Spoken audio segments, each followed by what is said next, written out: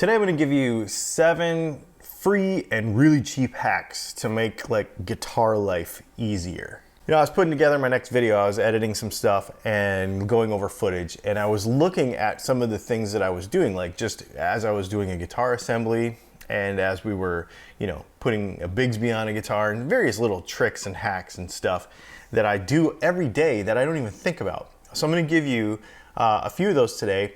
Some of them are free, some of them are cheap, and some of them are kind of options. You can either spend a little money or you could do it totally free. So let's get right into them. Maybe these, you've probably heard some of them, but maybe you haven't. Maybe there's a new one for you. And maybe these will be helpful to you the next time you play guitar or the next time you work on your guitar. So let's go over the first one. The first one is the O-ring under the knob ploy. Now I actually stole this from a guy who was doing it with pedals, so he didn't kick his pedals.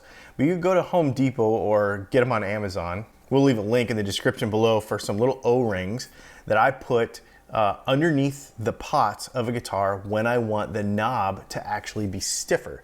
You know, and you bump your volume and then you got to put it back, especially if you're playing like a Strat or something. Then you can put an O-ring underneath there and squish the knob down on top of it, and it'll give it a little bit more friction so that it doesn't move as easily. It works really well. The next thing is, if you're trying to get knobs off your guitar, this little tool right here, I totally recommend that every guitar player have. We'll leave a link to it in the description of this video. It works great. You can pop a knob off anytime you want. It's no big deal.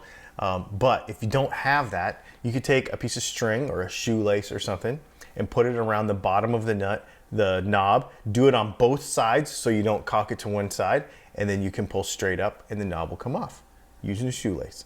Get the tool though if you can, because it works better and it's just more consistent.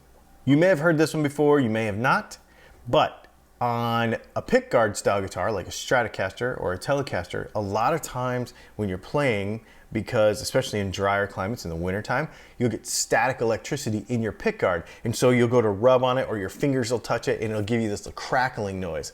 Just go in your laundry room, grab a dryer sheet and just rub it on it. It has whatever anti-static properties work for the clothing in your dryer, works for the pickguard too. So there goes the crackle. And it usually lasts for a little while, so you could actually just chuck one in your case of your guitar and you'd be totally fine if it came up again. But it lasts for a while, so pretty sweet little hack there. Now, I hate fret work. I don't like doing it. I do it because I have to do it when I build guitars. But we all have run across a single high fret and we're trying to figure out, we got a buzz, we don't know where it's coming from. I use a fret rocker. You can use a business card, but it's not as accurate. Or anything like a razor blade works, but I use this little fret rocker that you take it and you put it over any 3 frets, and you see that there's different sides so that no matter where you are on the neck, it's the perfect length to go over 3 frets, and you can see if it rocks back and forth, and if it rocks back and forth, you found your high fret. This is an annoying one for me. When I play a Strat, especially, if the tremolo bar is all loose and it spins around and you want it to stay in a spot because you want it to be there, like when you go to grab for it and it's not there because it's like all flopping around. So you could use a pen spring for this, but it's not stiff enough in my opinion.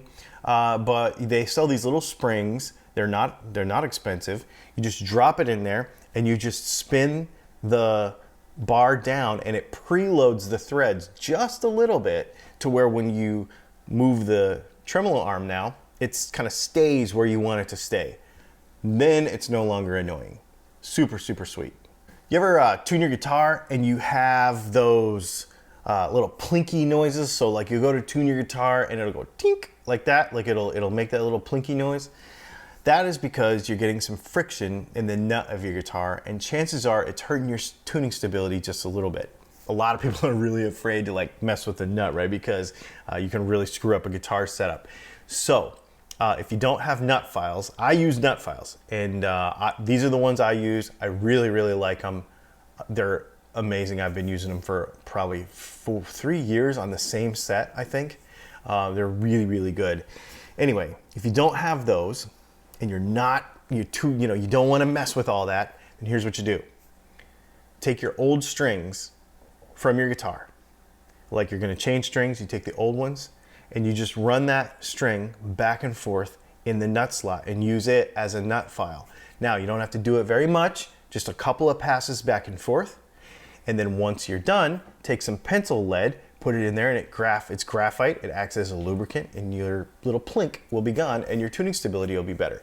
Now on the smooth strings, because they don't have any teeth on them, right, the unwound strings, just go out in your driveway and just scratch a piece of string on the ground on some concrete and get it a little bit rough, and then just run it back and forth in there a couple of times. Don't overdo it, because you don't want to change your nut height, but just enough to get whatever gunk or any little debris or burrs or anything off of your nut, and it'll work perfect, totally free.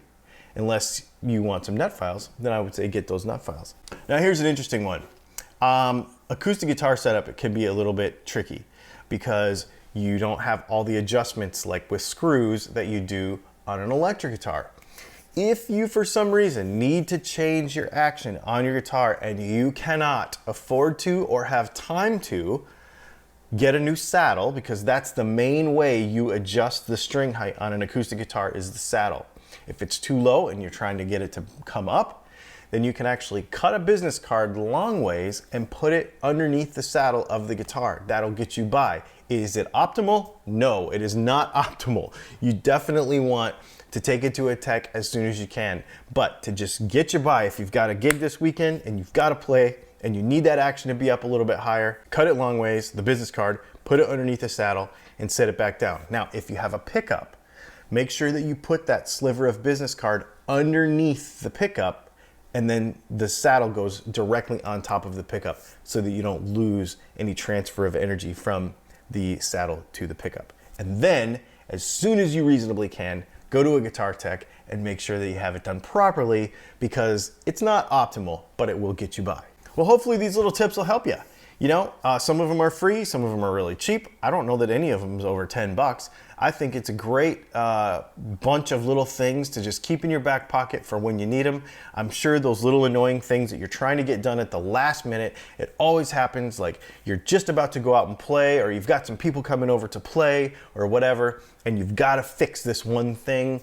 And those are some little hacks that'll help you. We will leave a link to all the things we talked about in a written blog post on my website at dylantalkstone.com. So we'll put a link to that in the description below. And we'll also put links to kind of all those little things that we talked about, because they will help you out. If you use those links, it actually helps the channel out. It doesn't cost you any extra, but it does help the channel out in a small way. We make a couple of cents if you buy something. So I really, really appreciate that, because it does support what we do here.